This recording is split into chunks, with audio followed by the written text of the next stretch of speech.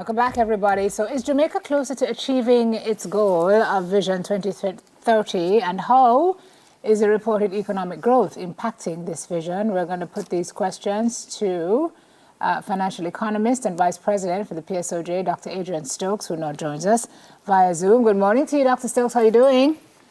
Hi, good morning. I'm doing well. How are you doing? I'm very well. Thank you very much Morning, Doc. for asking. So our economy grew 5.7%. This is for Q2, right? June quarter. Services industry leading the way. That's according to the PIOJ. I want us to put this into context against the background that we hear now that Vision 2030 targets are under review. First of all, let me ask you if you think, based on the trajectory we're on, if Vision 2030 is looking more like Vision 2040 or 50, or you think we're on the right track to achieve it? Well, good morning again. Well, first let me link the growth in the economy to the Vision 2030 objectives.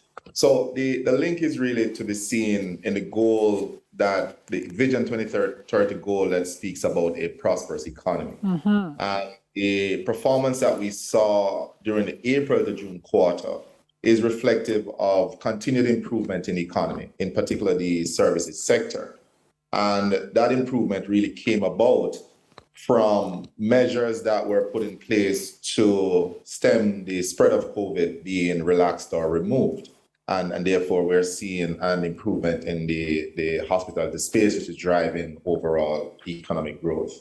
The key thing to really understand, however, is that the economy is facing headwinds from geopolitical tensions, driving up commodity prices.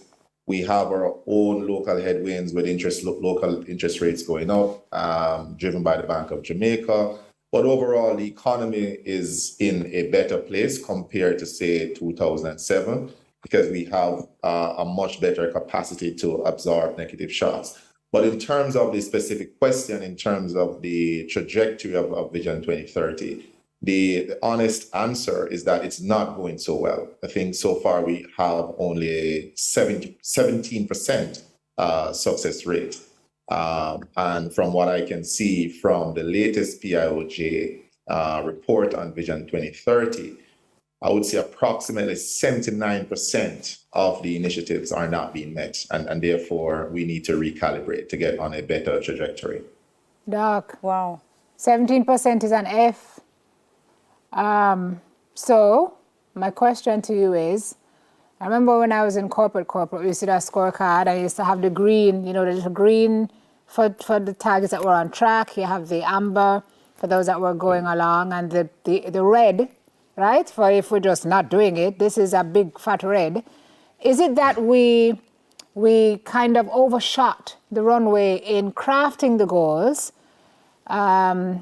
I know COVID has set us back somewhat, but even with COVID, the time we launched this Vision 2030 campaign, so many years later to only be at 17%, something else is wrong. So did we have it wrong from the start? Were we being too ambitious?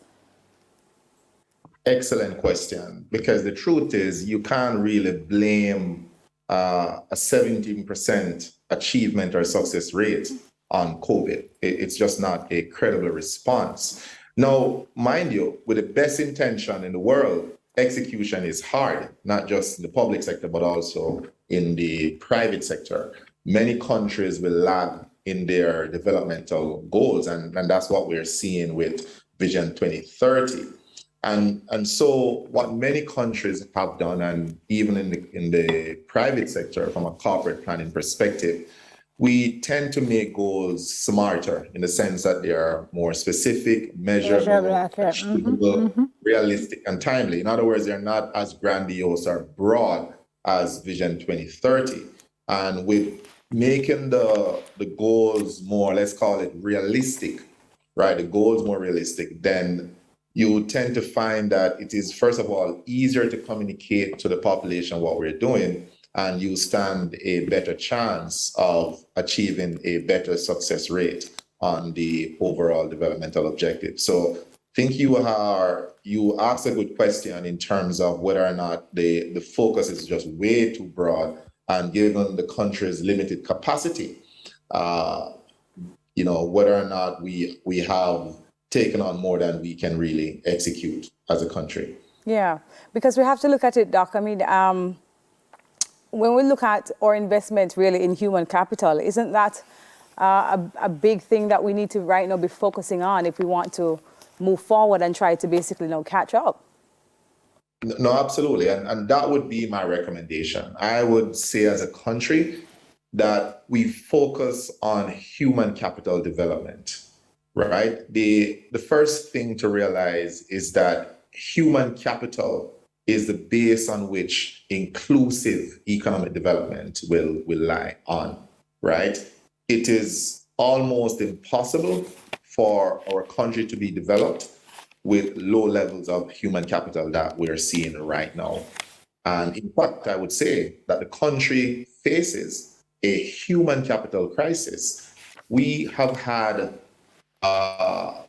declining productivity in Jamaica. And the reason why we have had declining labor productivity is because our human capital development, our formation is low. And so we need to invest, we need to focus on driving up our human capital. And I believe Doc, I'm sorry to jump in, because when you say human capital, I want you to just explain that to the layman a little bit. If we're developing it for the future of Jamaica, what does that look like, one? And two, if you need to build it, you need the people to develop, and the people are leaving, many of them. No. So how do we invest in human capital when a lot of the humans here are looking to, well, certainly within a particular demographic, that's important to the future of Jamaica's development? Yes. Well, first, let's just give a working definition of human capital. It is really the economic value of your skill set or your experience and your skills, right? If we could place a value on it, that's what we're calling your human capital, right? Now, how do you develop it? There are many approaches, but it really boils down to two major things, right? Improvement in training and education.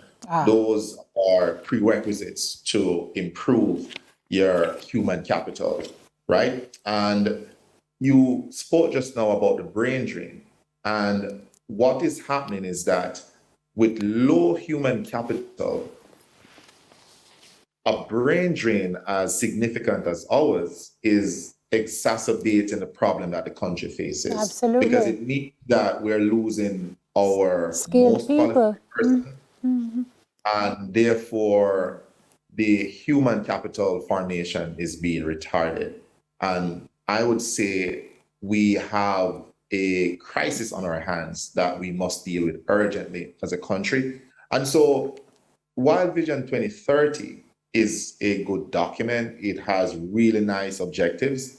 From a communication perspective, I always find it very, very hard to comprehend, to be honest with you. Just too many things going on in Vision 2030. And therefore, I would narrow my focus around defining what human capital is for the Jamaican people, and for everyone to understand that human capital is really about building up the individual, building up Jamaicans. And I believe if we can have that as a focus, then it is so pervasive, or I should say it runs across all the developmental goals. You cannot achieve or you cannot develop your country without developing your people. Yeah. And it also impacts things like crime and violence. So what do we do, Doc? It's very important to focus on it. What do we do? Do we readjust the goals or push back a date to say, as Simone said, Vision 2040? So I would get out of this broad, very broad national developmental plan, right? I would focus or I would narrow the objective of the country's developmental objectives. First and foremost, I would move to a shorter time period, right? Vision 2030 was over many, many years, right? I would narrow the focus to about 7 years. And I say 7 years to ensure that it cuts across political cycles, right? And I would also try and build consensus on some key national security and also training and education initiatives, right? Invite the opposition to get consensus on these things, because security is also a key component of human development. It's hard for people to develop in a society where you can lose your life at any moment. So that right? was my next question to you, actually, because human capital development is one pillar that you've spoken about, and we have to build the rest on other pillars. If you're saying we need to distill it and drill it down to the key things that will help move us forward, with the third highest homicide rate in the world, second highest in brain drain, third highest in homicide, security has to be one of the pillars as well. So you say human capital is one, security is one. If there were two other pillars on which you could build this foundation for making it happen, what would they be? I would definitely say health. We need to invest more in healthcare, right? We need to improve the standard of care in the country. And so that is something that I believe is also in need of urgent attention. So that's very, very important. And also the other thing to focus on is the economy, right? So I would say health, the human capital bit in terms of training and developing growth. And education, national security is one. And the big focus as well would be on the macroeconomy and ensuring that we have policies that are sustainable and that our economy can continue to improve from strength to strength. Excellent. Yeah. Great insight. So much to consider. Yeah. So much to consider. Thank you so much, Dr. Adrian Stokes, for joining us this morning, financial economist and vice president for PSOJ. Thank you, sir. Thanks, Dr. Stokes. 17%, everybody. Oh, boy. Mercy. Relocating to live in Jamaica. Would you want to after you hear that? I think there's some people who do, many people, as a matter of fact, who want to come here to help make the situation better. Yes. We're going to talk about that after this break.